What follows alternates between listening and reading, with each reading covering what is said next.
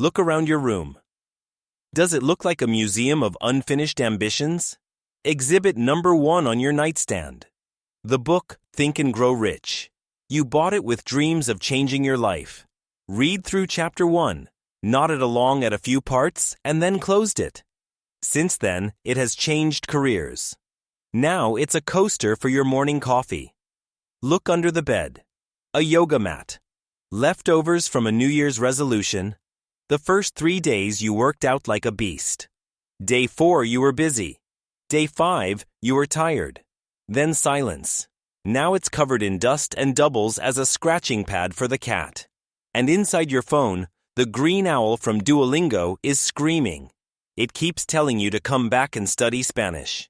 You once swore you'd be fluent in a foreign language, but your proud streak broke 6 months ago. Every time you look at these things, you feel a small sting. Not because of wasted money, but because of embarrassment. They are physical proof of your inconsistency. While other people move toward their goals like marathon runners, you're more like someone on a casual walk. You see a pretty flower, you pick it. You see a cute butterfly, you chase it. And society hands you this line, Jack of all trades, master of none. You laugh it off, but deep down you start to wonder, is my operating system broken? Here's the good news. There is nothing wrong with you. You are not lazy and you don't lack willpower. In fact, the very foundation that makes you quit so often is the raw material of a multi-talented genius, a polymath. The difference between you and a master is not your personality. It's strategy and how well you understand your own brain. Today, we're going to break down which switch in your head keeps flipping off the moment boredom shows up and how to turn it back on. But to unlock that potential, we first need to understand the glitch that keeps making you quit too early. Do you know how your brain processes information? Scientists call this the knowledge instinct. Basically, our brains love the feeling of no longer being confused. When you finally understand something new, your brain rewards you with a big hit of dopamine. But here's the problem. The brains of people who quit easily are extremely sensitive to something called reward prediction error. Imagine when you first started learning photography. On day 1, holding the camera felt magical. You learned about aperture, background blur, composition. Your learning speed was insanely fast. Every 5 minutes you went, oh, or wow. At this stage, your brain was flooded with dopamine. It's just like the honeymoon phase of a new relationship. Everything looks pink and perfect. You feel naturally talented. You dream about your photos appearing in National Geographic. Scientists call this phase the novice high. But then the trap appears right after that. At some point, you've learned all the basic principles. You know what that button does, how that lens works. Suddenly, your learning speed slows down. You no longer have those aha moments every 5 minutes. You enter a phase called the plateau. This is when harsh reality hits.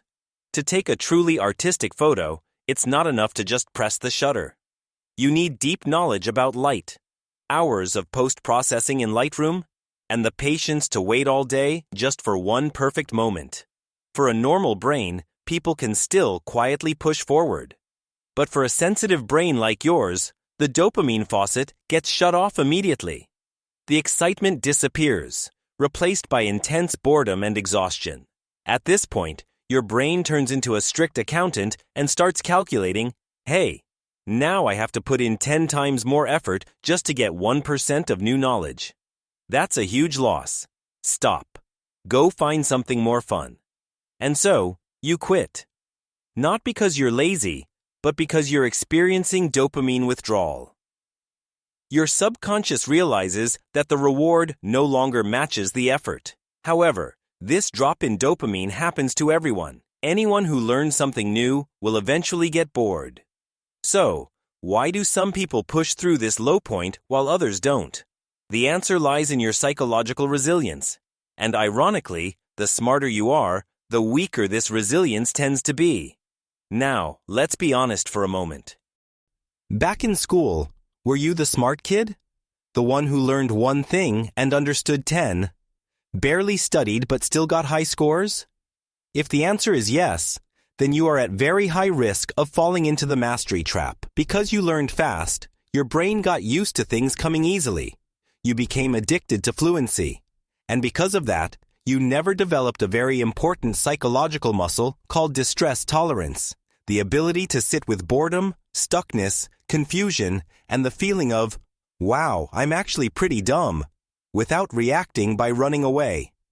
Think of emotional endurance like the immune system. Kids who grow up in environments that are too clean often develop allergies. In the same way, people with very sharp intelligence often have extremely weak emotional immunity when facing difficulty. When the early excitement fades, the work becomes repetitive, practicing guitar finger drills 1,000 times, rewriting the same buggy code over and over. This is when distress tolerance is supposed to show up.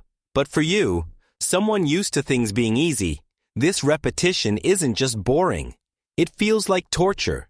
It triggers real pain in the brain.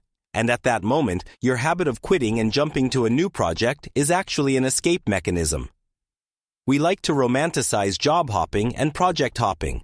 We call it being multi-talented or challenging ourselves. But look in the mirror and ask yourself, are you moving forward or are you running away from the discomfort of deep practice? The harsh truth is this. You have the intelligence of an adult, but the emotional patience of a 5-year-old crying for candy. So what's the treatment plan? We need to treat distress tolerance like a muscle.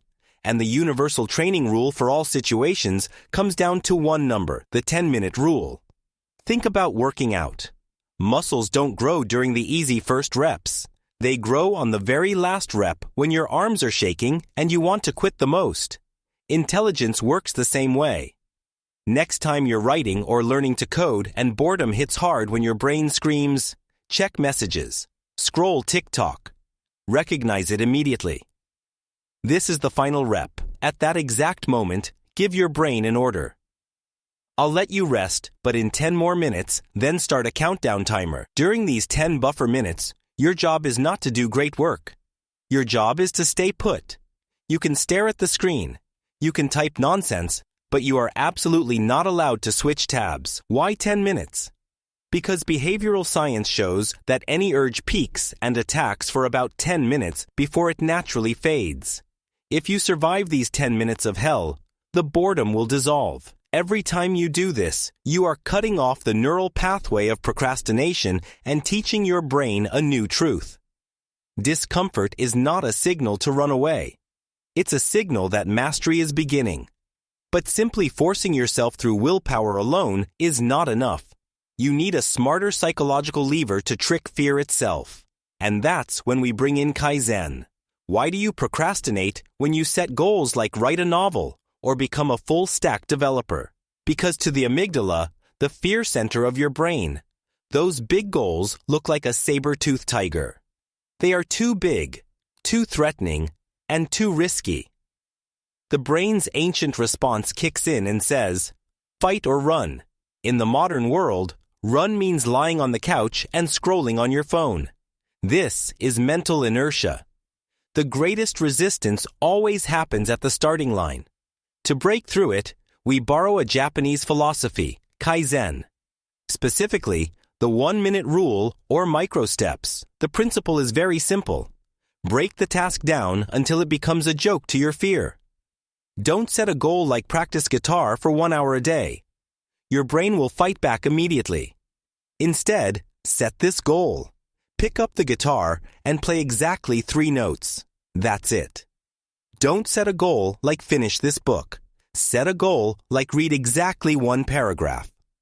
Why does this work? Because it tricks the amygdala. Play 3 notes is so small, so safe, that the brain doesn't even bother to sound the alarm. You quietly slip past the defense wall of procrastination. And here's the magic part. Once you've picked up the guitar, you almost never play just 3 notes and put it down. You end up playing for 5 minutes, 10 minutes, sometimes an entire hour. This is how you activate the prefrontal cortex, the part of the brain responsible for logic and planning, to take control back from the wild animal inside.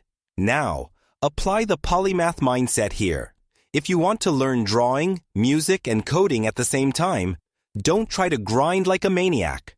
Scatter small pebbles every day. One line of code, one pencil sketch, one sentence in French. You turn a painful process into a game you always win. And every small win releases a bit of healthy dopamine, feeding your motivation to keep going. But that leads to an important question. If we keep going like this, are we wasting time on things that lead nowhere? When is it actually the right time to quit? Society teaches us winners never quit, and quitters never win. That line is completely wrong. The truth is, the most successful people in the world quit all the time. They quit projects that aren't viable. They quit toxic relationships. They quit bad strategies. The difference between them and you is not whether they quit. It's when they let go. They don't quit because they're tired. They quit because of strategy. Picture this. When you start something new, you fall into a deep hole. Seth Godin calls it the dip. This is the phase where the early excitement is gone. But results haven't shown up yet. You work like crazy, but the output is still zero. Most of us quit right at the bottom of this hole for very emotional reasons. This feels pointless. This is too hard.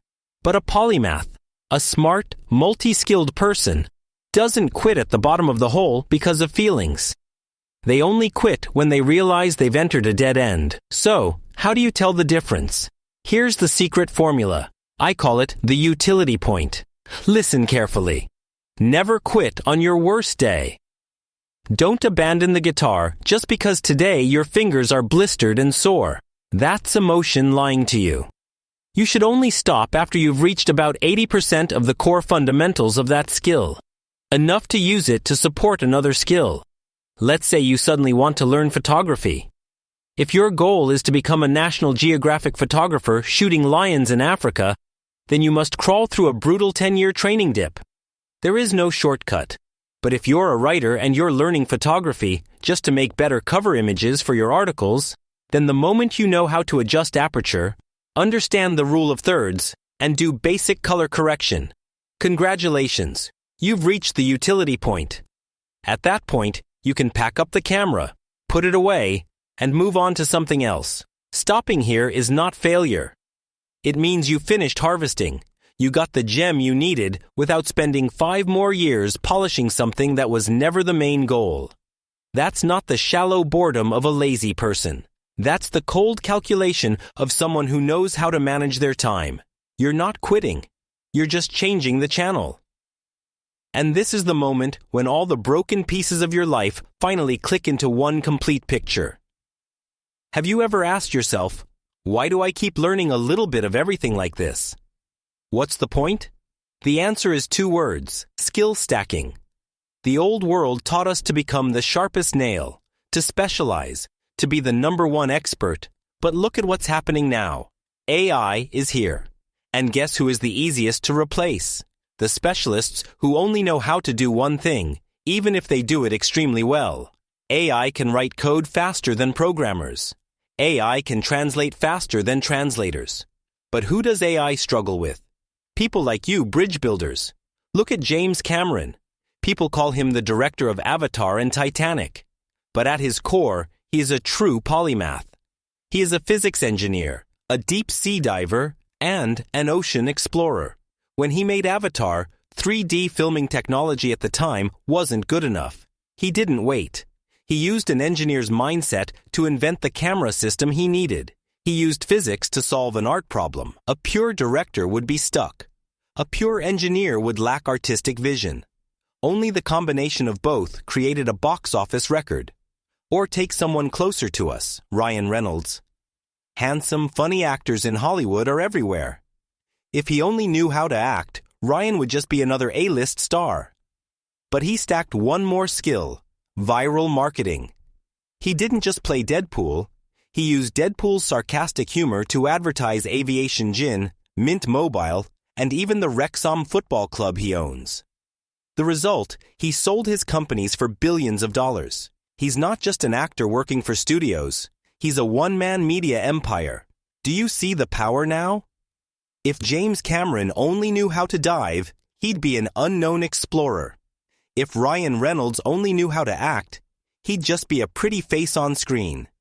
It's the intersection of seemingly unrelated skills that made them unique.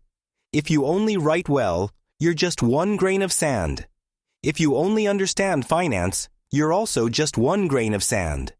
But if you're the only person in the room who can write like a novelist and deeply understand the stock market, you become rare. Scott Adams, the creator of Dilbert, once said this: "Instead of trying to be the best at one thing, try to become very good. Top 25% at multiple things and then combine them. That's how most people succeed." That is your advantage. What you once hated about yourself, you're getting bored too fast, is actually an instinct pushing you to search for missing pieces. You're not quitting. You're gathering materials. Every time you learn a bit of guitar, a bit of coding, a bit of cooking, and a bit of psychology, you are building a unique toolkit that no school teaches and no AI can copy. Your mission is not to squeeze yourself into a narrow mold. Your mission is to stay curious, to keep connecting dots that most people never see. So remember this deeply. The world may still look at your unfinished projects and shake its head. People may still label you as undisciplined or easily distracted. But from this moment on, everything changes because you now understand the real issue. Never think you are broken or lacking just because you're not like them. You are not broken at all. Your way of thinking is completely natural. It's just different from the majority. You were not born to do one repetitive thing for your entire life. You were born to learn many things, experience many fields, and connect that knowledge to create your own path. If this video feels like it truly reads who you are, then the video appearing on your screen right now is the missing piece you've been looking for. Click it. You'll understand why. I'm Apex. Don't forget to subscribe if you want to continue conversations like this. Goodbye and see you next time.